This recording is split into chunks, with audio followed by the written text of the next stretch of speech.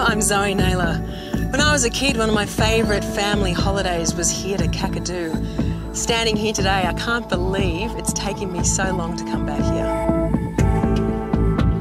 I'm now on my way to meet Natasha Nudgee, granddaughter of the legendary Bill Nudgee, who was a key figure in the creation of Kakadu as a national park. This area that we're in, this is Cannon Hill, or Dajanuru, Amarkanangkan. This is where Stone Country meets your floodplains and your freshwater billabongs. So you've got a lot of different varieties of hunting and gathering going on in this area. What's important to you to carry on with your grandfather's?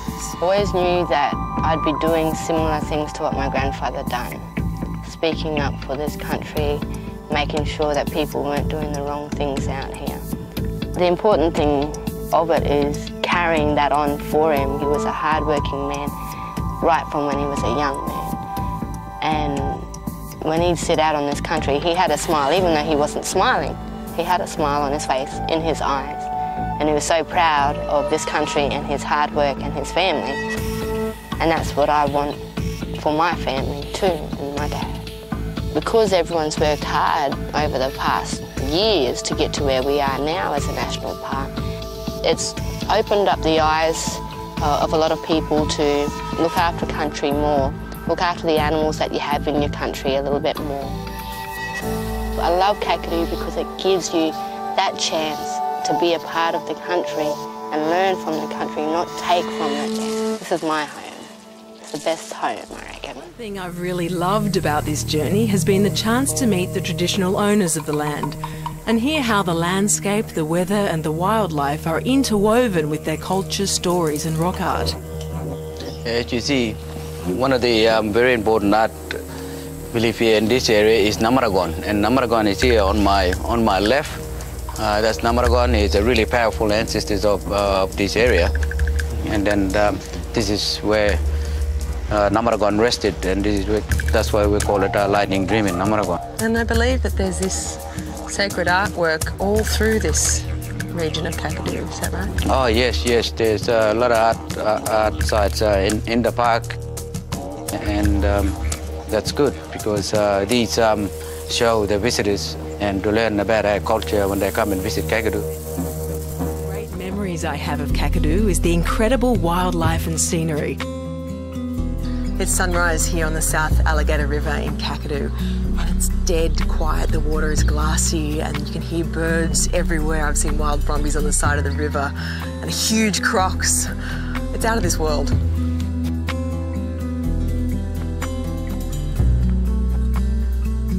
When I got back to shore, I just had to share my experience with local guide Niles Vergona. Niles, that was incredible. I can't believe how many types of animals we saw and the bird life. I mean, how many types of birds are there out here? Well, we have 1/3 of Australia's bird species here alone in Kakadu, so that's pretty much up to 250 types of bird.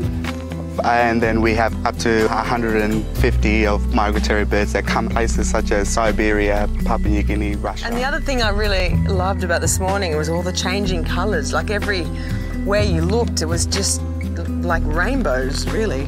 That's the best part I like to start my day off is in the morning cruise, is everything comes to life.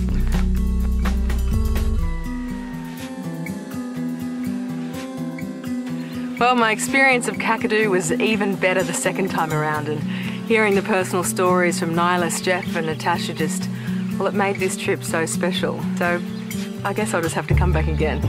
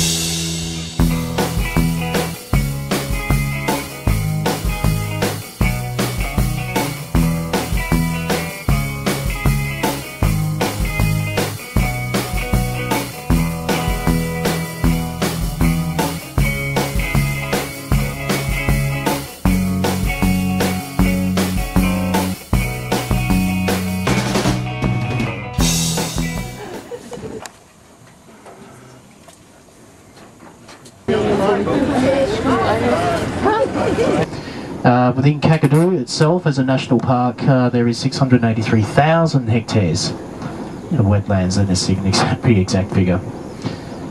So it's a pretty awesome spot. We do get hard-hooved animals as well: buffalo, pigs, horses. On occasions, agile wallabies can be seen, but at the moment, with the water levels where they are, a little scarcer at this stage. But they can come down to where the water source is here. On to our right, turning up in large numbers, one of our migratory birds. Now they will migrate from wetlands around Australia, particularly along the east coast, aiming for really shallow sections, and most of the day this is where you'll find whistling ducks. Yeah, so you're looking at the Le Grand Crocodile. It's about 4 metres. Well, interesting. I couldn't tell you exactly. It'll be an uneducated guess, because I'd have to actually kill this animal to get an exact figure. But we estimate it could be somewhere between 30 and as much as 35 years old. The only way to tell for sure is to take a sample of its bones. And through the bones, like dating a tree, you get you'll take the growth rings to give you an accurate age. There you go.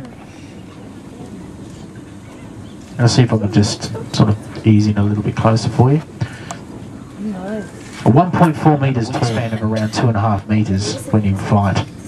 Huge thing. Australia's only true stork as well.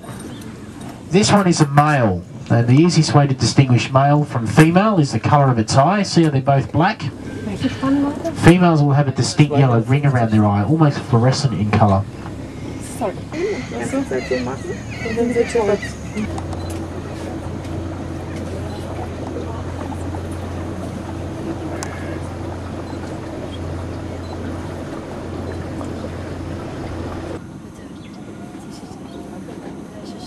What is this one?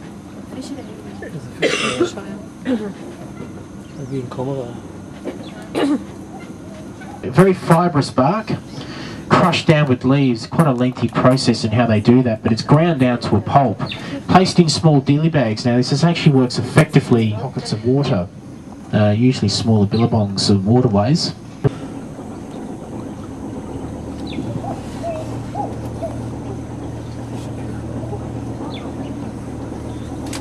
Also found here in the top end, and some of the suggestions as to where it may have arrived. Macassans, thousands of years ago, having may have potentially had food exchanges with local Benin clans of the time.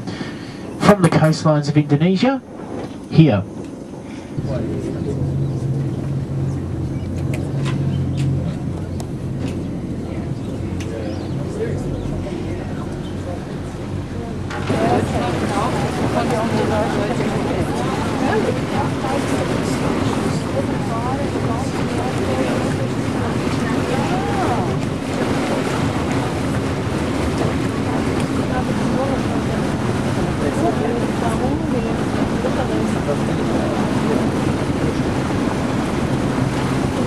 Look at her neck, it is a female. It's a little kink, and it's what they call a hinge vertebra. It just gives the bird the ability to actually thrust its head forward in order to strike. Then it'll come up, a fish stuck on the end of its bill. It's actually got to flip it off the bill like a pancake in order to swallow.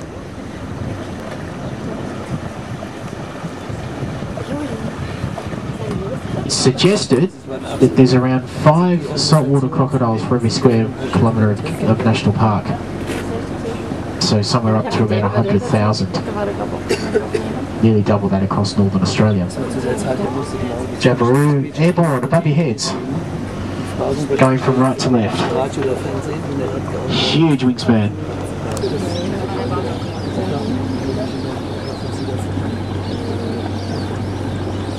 Kakadu was actually a mispronunciation of another word, Gagaju.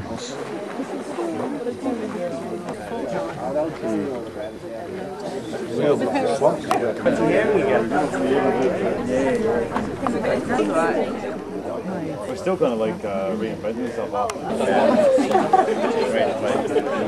It's my pleasure this morning to introduce you to, as I mentioned last night, to senior elders on the Kakadu Board of Management and traditional owners for Kakadu National Park, and in this area in particular, I have Mr. Alfred Nyangle, who is a senior from the Maniligar clan, and also Mr. Michael Bungalang, who's a senior from the Morawan clan. This morning, what we're going to do is take you up through both the Rainbow Serpent Gallery and also the main gallery here.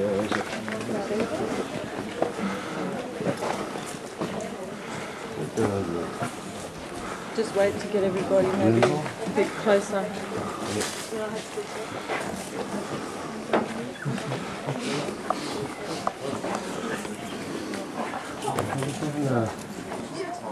Yeah, that's the problem. And I thought so.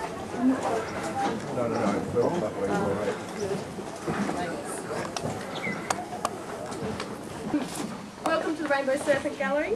My name's Sarah and I'm here on behalf of the traditional owners and parks. And the talk that I normally give to people here is about the creation era, and the rainbow serpent is one of the creation ancestors, and kinship and how the creation, the rainbow serpent relates to this concept of kinship.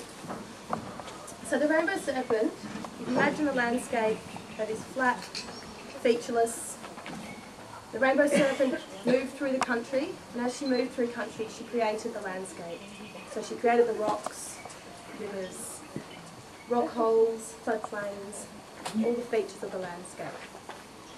There's another creation ancestor as well, Waramurungundi. Michael, I don't know if I say this right. Waramurungundi, yeah. The Earth Mother. The Earth Mother, yeah. The Earth Mother. She came from the ocean. From the north. She brought with her dilly bags, and in her dilly bags she carried gifts.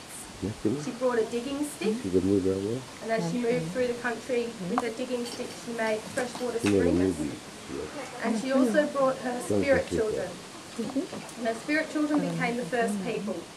So as she moved through the country, she placed her spirit children on land, on country, and she gave these first people language, culture, kinship, and all the laws to live by.